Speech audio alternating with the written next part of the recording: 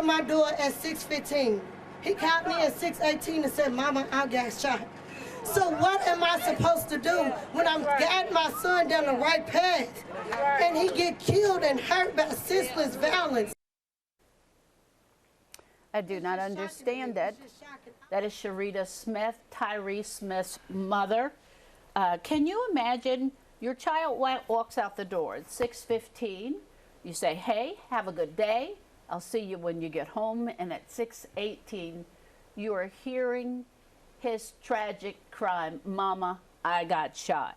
I have held my breath so many times while telling this story because I'm so tired of crying. Christopher 2X joining us here, Executive Director of 2X Game Changers. So the first thing everybody, says, "Oh, was he involved in a gang?"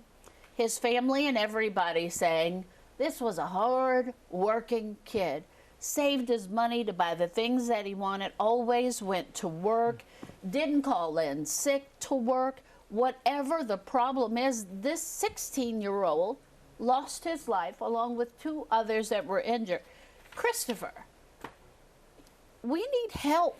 We do, Don, and I really want to reinforce the question now about was he in some neighborhood rivalry issue or not. I've got strong sources too. Unequivocally, this kid was not a part of any of that. And unfortunately, he's amongst the kids who get caught up in the collateral damage of this reckless gunplay that are innocent as they can be. And it should break everybody's heart that his life was taken unnecessarily because he wasn't the target. And I'll say that with confidence. And it's so sad in regards to watching his mother just explain how she tried hard to keep him on the right path and did an excellent job at that. I pray for his mom. I'm not sure how she's continuing to move. So here is my problem. Let's say, and I'm not talking about Tyree, they have said that this child did everything he was supposed to do. But even for a child that is caught up in a gang, my heart breaks for that child and for that family because I'm just like, what happened? And it's a cliche, bullets don't have eyes, but it's the truth too. So here are all of us living amongst all of this, and we're hearing it over and over again. We're going the wrong way. We are, Don, and if we look at the juvenile totals this year, it's horrible in 8 months and 23 days. 21 fatals, 82 juveniles, 17 and under with those fatals in the same bracket of age range. 82 of them have been wounded already this year. It's already surpassed 2020 totals as it relates to juveniles in Jefferson County. And Don, really quickly, the secondary trauma that kids are impacted by, who never gets hit by the bullets like the kids standing on the bus stop, still hit, who might not even verbalize what they're going through, they're suffering from secondary trauma. And you talk about the kids, so now they have to learn how to process this. A study that I was able to broadcast years and years and years ago says that when a child is affected by trauma like this, whether it is being abused, whether it is being shot at, whatever it is, that the physical chemistry of their brain changes, and you are dealing with a different child from that moment on. There's no doubt about it. We at Game Changers study behavior, and that's why our conversations start in the earliest spaces about this public health crisis, 4 and to 13 years of age, because we feel if we don't try to at least give an attempt to let them know about the detrimental dangers of being even associated with this kind of stuff, we'll lose them as it relates to 14 on up. That's the way we feel. But if you reach out once they're teens, it's too late then. Yes, the emotional issues are deep, and you know as well as I do, because you've been around it for so long, unfortunately, that the emotional toll is deep for young people right now.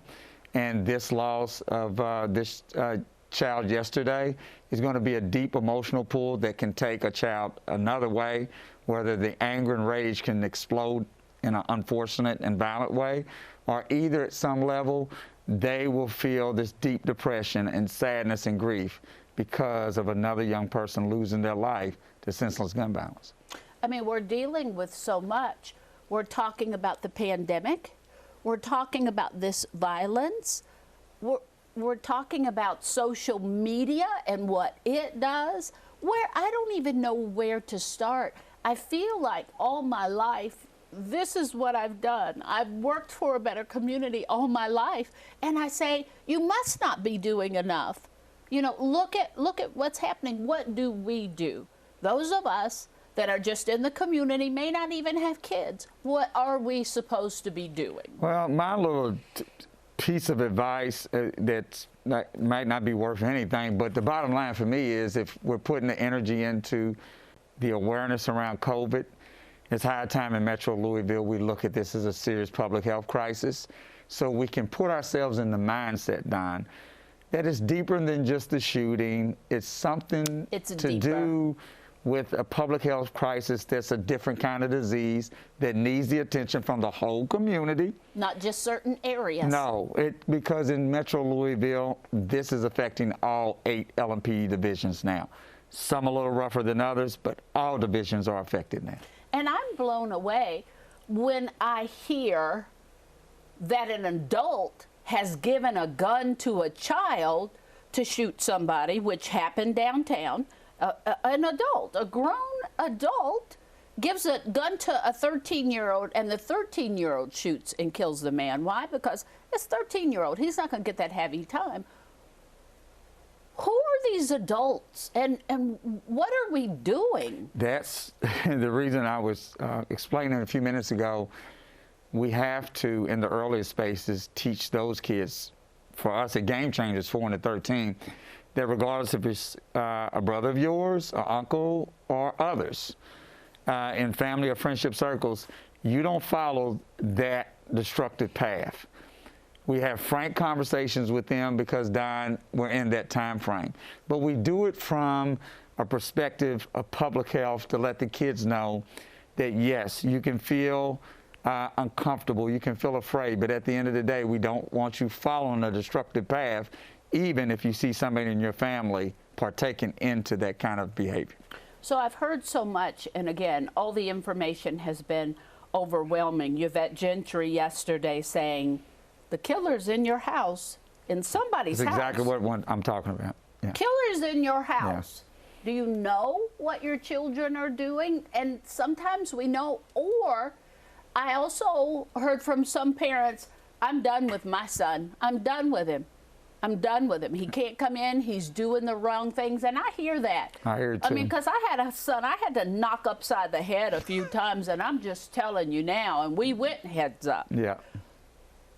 What do you do when you're at that point where maybe you might be afraid of your own child? There are parents out there, and they are broken. They are broken, Dawne, and our advice always is that we understand the emotional toll on you, but equally, you should also seriously seek help for some level of intervention for people who really want to help in that area where you don't have to take the load on by yourself.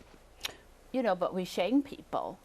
We do. We're the most shaming society. I am done with it. A child yesterday in one of the stories said, we just need to love each other more. And I repeated what that child said and got an email about how stupid must I be. I mean, that can't hurt. Loving each other, it's not going to fix the problems that we have here. But I am like, why was, and then even, and I'm not trying to point fingers here, but that's what I'm doing, I guess. Just watching sometimes our officials who want to, well, that's so-and-so's problem. That's so-and-so. No, Dawne, it's all of our problem. To me, we've got different levels of love as it relates to an emotional attachment, right? So why wouldn't one want to not choose love as a conversation compared to hate?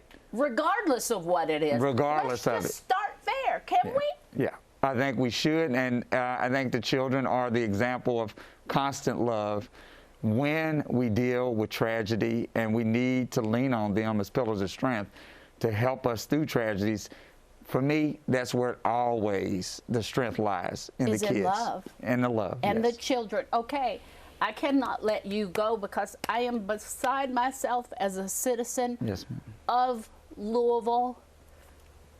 On this day, what should I be doing? Should I be looking for a teen to mentor? Should I be giving money somewhere? What should I be doing?